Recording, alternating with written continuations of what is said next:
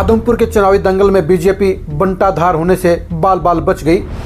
15,000 की जीत को अगर हम आधे तौर पर 8,000 की मान लें तो कहानी कुछ और ही होती। अगर कांग्रेस प्रत्याशी 8,000 वोट ले जाते तो आदमपुर में कहानी बदल जाती। इसके साथ साथ 2024 में बीजेपी सरकार की विदाई भी तय हो जाती। पहले बड़ौदा और फिर एलनाबाद में चुनाव हारने वाली बीजेपी के लिए आदमपुर का चुनाव आर पार का चुनाव था, लेकिन अज्ञात कारणों से बीजेपी और सरकार दोनों ने ही यह चुनाव पूरी शिद्दत से नहीं लड़ा।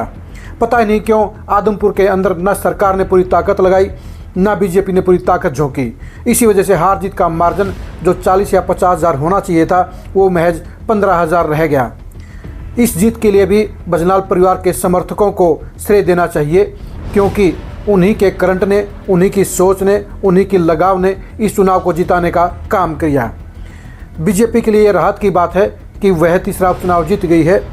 तीसरी बार सत्ता में आने के लिए बीजेपी के लिए यहाँ पर बड़ी जीत दर्ज करनी जरूरी थी। वह दमदार जीत तो नहीं दर्ज कर पाई, लेकिन जीत हासिल होने से उसकी साख जरूर बच गई है। बेशक उसके वोट सिर्फ 4,000 बढ़े हों कुलदीप बिश्नोई के 2019 के मुकाबले में, लेकिन आंकड़ों के हिसाब से वह कह सकती है कि उसने उपचुनाव जीता है।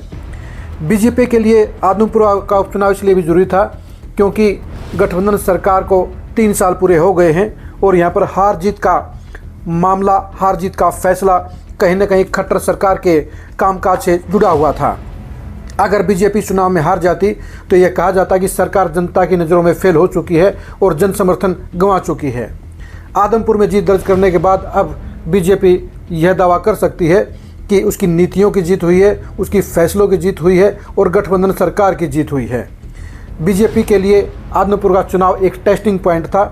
बजनाल परिवार को अपने साथ मिलाकर बीजेपी ने पहले ही गैरजात पॉलिटिक्स पर काबिज होने का दांव खेल दिया है। आदमपुर का चुनाव परिणाम यह बता रहा है कि बीजेपी अपने गेम प्लान में कामयाब हुई है और वह तीसरा उपचुनाव जीतकर अब राहत की सांस ले सकती है। लेकिन बीजेपी को यह सोचना होगा कि उसके साथ में अब क्या होगा। बीजेपी के लिए चुनाव ने खतरे की घंटी भी बजाई है, क्योंकि बीजेपी को समझना चाहिए कि उसके खिलाफ विरोध के सारे वोटर लामबंद हो गए हैं।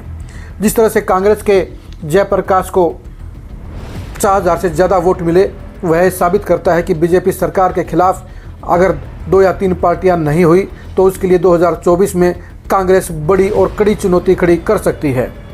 बीजेपी ने आदमपुर का चुनावी दंगल जीतकर राहत की सांस जरूर ली है, लेकिन उसके लिए चुनौतियां बढ़ गई हैं और उसके आने वाले समय में उसे अपनी सरकार की परफॉर्मेंस को, मुख्यमंत्री मनोहर लाल खट्टर की छवि को सुधारना होगा। अगर बीजेपी ने गलतियां जारी रखी तो उसके लिए 2024 में सत्ता की हैट्रिक लगाना बेहद मुश्किल होगा। और अगर सरकार ने आदमपुर से सबक लेकर अपने विकास कार्यों की रफ्तार को तेज़ किया, युवाओं को नौकरियां देने का अभियान तेज किया, तो 2024 के लिए उसके लिए सत्ता में बने रहने का रास्ता आसान हो सकता है।